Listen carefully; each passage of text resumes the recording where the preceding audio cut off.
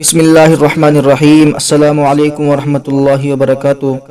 محترم سامعین، فرانس میں گستاخانہ خاک شائع کرنے پر جہاں پوری دنیا کے مسلمانوں میں غم و غصے کی لہر پائی جا رہی ہے اور مسلمان غمزدہ اور پریشان ہیں، اس موقع پر مودی حکومت نے فرانس کے ملعون صدر کے ساتھ ہمدردی اور حمایت کا اعلان کرتے ہوئے مسلمانوں کے ان زخموں پر نمک چھڑکنے کا کام کیا ہے۔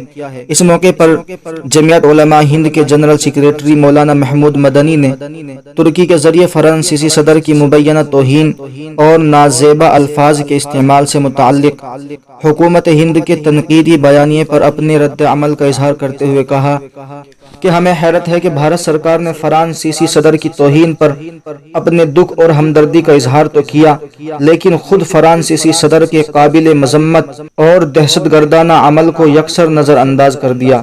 مولانا مدنی نے کہا کہ بھارت کی خارجہ پالیسی ہمیشہ سے غیر جانبداری اور انصاف پر مبنی رہی ہے۔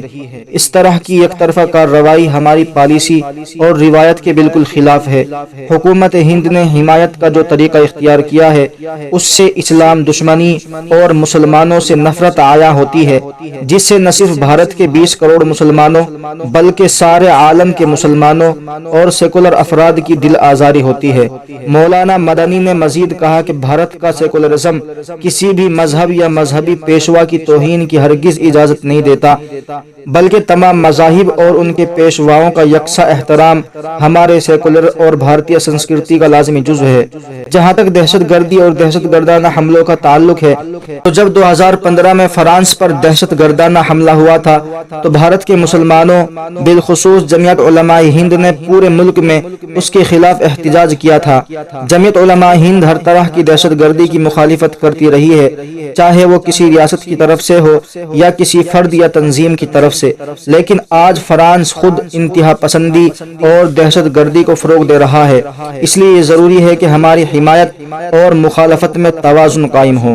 اسی طرح مولانا سید ارشد مدنی مدث اللہ العالی نے ٹویٹ کرتے ہوئے کہا کہ پچھلے دنوں فرانس میں جو کچھ ہوا اور اب بھی ہو رہا ہے اسے بھی کچھ لوگ اظہار رائے کی آزادی سے تعبیر کر رہے ہیں اور اس کی حمایت بھی کر رہے ہیں، لیکن کیا ایک مہذب معاشرے میں اس طرح کے رویے کو درست ٹھہرایا جا سکتا ہے؟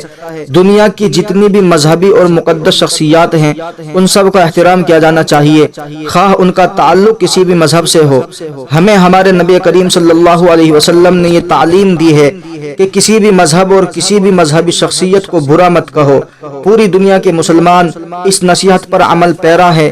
کسی بھی مذہب کا ماننے والا یہ دعویٰ نہیں کر سکتا کہ کسی مسلمان نے اس کے مذہب کی کسی مذہبی شخصیت کی کبھی گستاخی کی ہو یا اس کا مذاق اڑایا ہو۔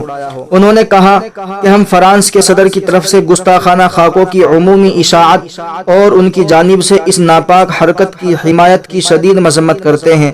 یہ ناقابل برداشت عمل ہے۔ مزید برآں ایسے لوگوں کی حمایت کرنا جو آزادی رائے کی بنیاد پر کروڑوں لوگوں کی نہیں بلکہ اربوں لوگوں کی ناقابل تحمل تکلیف کا سبب بنے، جو کہ نہایت دل آزاری کا سبب ہی نہیں بلکہ ایک طرح کی دہشت گردی ہے، کیونکہ ایسے گستاخ لوگوں کی دل آزاری سے شدت پسندانہ رد عمل کو بڑھاوا ملتا ہے اور دنیا کے امن کو خطرہ لاحق ہو جاتا ہے۔ خاص کر کسی حکمراں کی طرف سے ایسی ناپاک حرکتوں کی تائید بدترین جرم ہے اور ناقابل معافی عمل ہے۔ اگر اسلامی دنیا اس طرح کی حرکت پر برافروختہ ہو کر سخت اسٹینڈ لیتی ہے تو اس کو معذور سمجھنا چاہیے۔ اسلام ایک امن پسند مذہب ہے جو دوسرے کسی بھی مذہب کے مقدس شخصیات کی استہزاء کو ہرگز پسند نہیں کرتا اور تمام مذہبی طبقات کے جذبات کا پاس و لحاظ رکھتا ہے، مگر دنیا کی کچھ طاقتیں بار بار مسلمانوں کے مذہبی جذبات کو ٹھیس پہنچاتی ہے اور دل آزاری کرتی ہے۔ یہ بات قطعاً ناقابل قبول ہے، ہم اس کی سخت مذمت کرتے ہیں۔ کوئی بھی مسلمان اپنے محبوب پیغمبر حضرت محمد مصطفیٰ صلی اللہ علیہ وسلم کی شان میں ادنا سی گستاخی بھی برداشت نہیں کر سکتا۔ تاہم مسلمانوں کے لیے ضروری ہے کہ وہ جذباتیت سے اوپر اٹھ کر حسن تدبیر اور تحمل سے اس کا مقابلہ کرے۔ ہمیں بہت افسوس ہے کہ ہمارے ملک کی حکومت نے فرانس کے موقف کی تائید کی ہے، جس کا مطلب ہے کہ وہ ساری دنیا کے مسلمانوں کے مذہبی جذبات کو ٹھوکر مار کر دلوں کو ٹھیس پہنچانے والے قانون اور جذبے کی تائید کر رہی ہے۔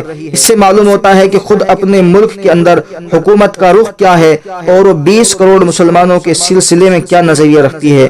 ہمارا خیال ہے کہ فرانس کے موقف کی تائید کے مقابلے خاموش رہنا زیادہ بہتر ہوتا۔